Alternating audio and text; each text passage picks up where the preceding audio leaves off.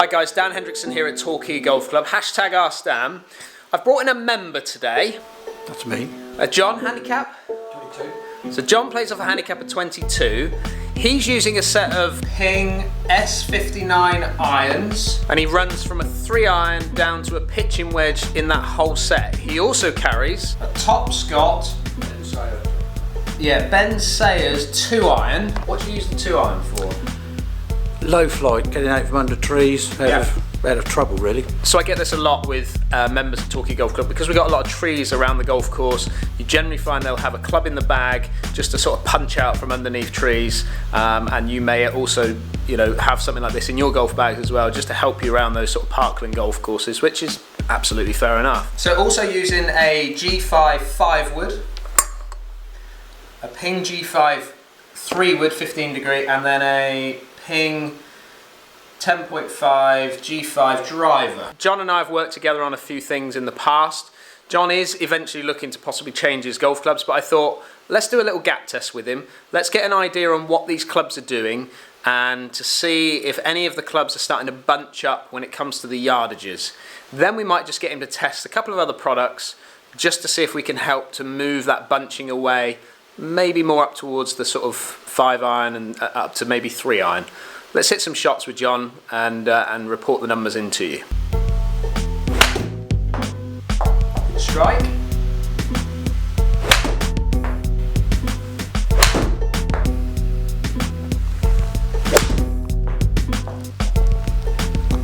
Okay, I've just left John in the studio hitting some shots. So when he hit his 8-iron and 7-iron, we were starting to get some good numbers and we got them pretty quickly. So he only needed to hit, let's say, 6 shots with each to get his best 5, let's say.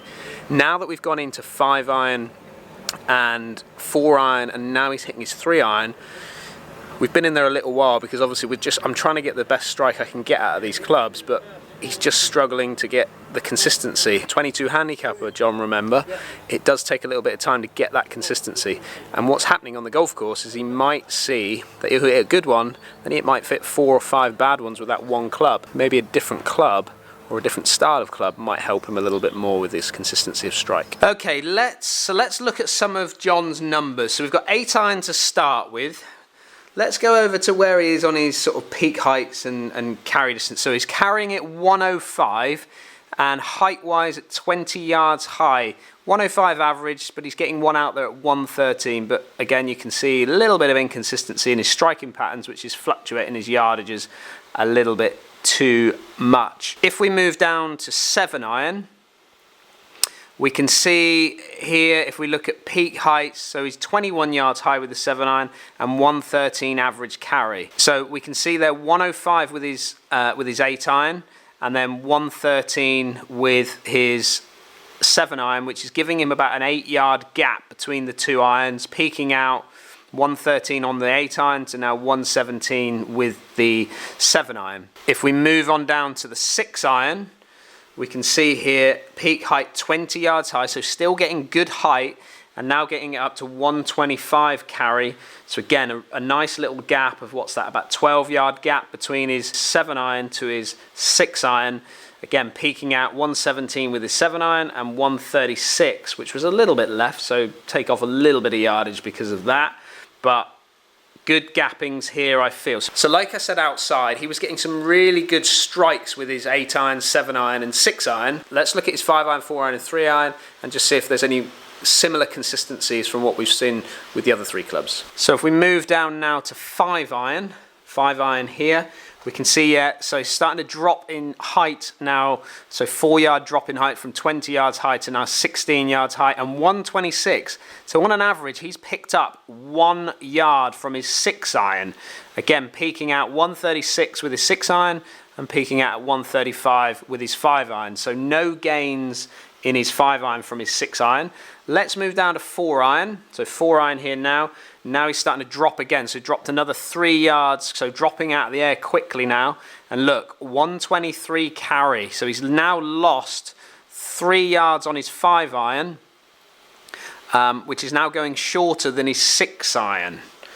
Then if we move into his 3-iron, which is here, 3-iron here, now he's at 12 yards high and 132. So he's picked up a little bit, but he has dropped again. So what's that gap between his 6-iron and his 3-iron? Is 125 to 132. So he's got a 7-yard gap between his 6-iron to his 3-iron. But look at that, he can hit it. Look, 149 carry. So he can get one out there, which goes a little bit with that 3-iron.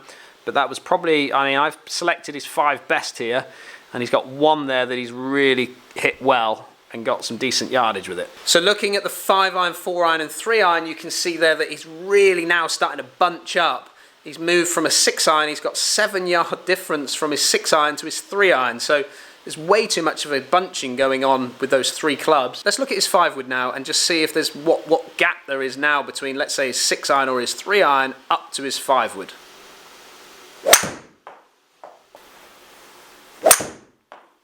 So 5-wood now, we can see there, so he's got some height back. So he's back up to 20 yards high, an average carry of 170, peaking out at 177 there.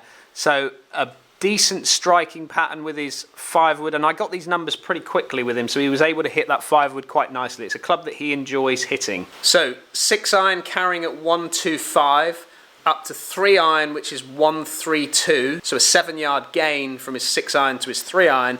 And then we see this huge jump in his set up to his 5-wood, which is now carrying at 170.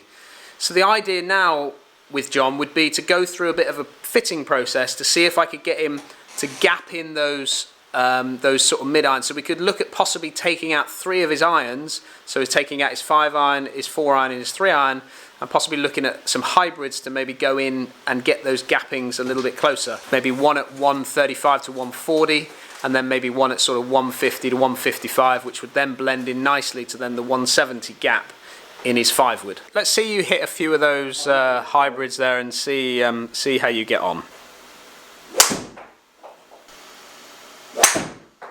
Okay, so John's hit 5 shots with the 5 hybrid. Again, remember I've lofted it up slightly for him. Look at his peak height, 21 yards high. So he's getting some decent height, peaking out at 23 there is his best. But now we're up at 151. Good consistency, just a little drop off early on, but getting used to the club probably. But 156, 155, so 151 average is giving him some really good gapping numbers there to blend in with his set that he currently has. Are you kind of surprised with those numbers there? Yes and no. I am surprised, but you pre-warned me on one of our lesson days. But yes, looking at buying new clubs, it does make me wonder why I need to buy 8 clubs when probably 5 would do the same job. So it's good that obviously John is looking at clubs and looking to possibly test some clubs moving forward. I actually like his irons. I think they're a very good set of irons. I just think that possibly if he was looking to possibly save a little bit of money, it wouldn't be necessarily that we change the whole set there. The Ping irons, the S59s, are as good as anything out there. Their lofts are very traditional. He gets good control out of them, especially going up to, let's say, 7-iron or 6-iron. But what we would probably look at doing, and this is what I will do with John at some stage, is we'll look at maybe just improving his gapping. So we might look at maybe a couple of hybrids that would sit in, replace his 5-iron, 4-iron and 3-iron, maybe have a discussion on the 2-iron, but maybe look at maybe 2 hybrids that would sort of squeeze into, let's say, like 140 carry and then maybe 155 carry, which then bridges the gap up to his 5-wood, which I know he likes to play. Interesting results, really, really good results. Thank you, John, for coming in to do the test with me.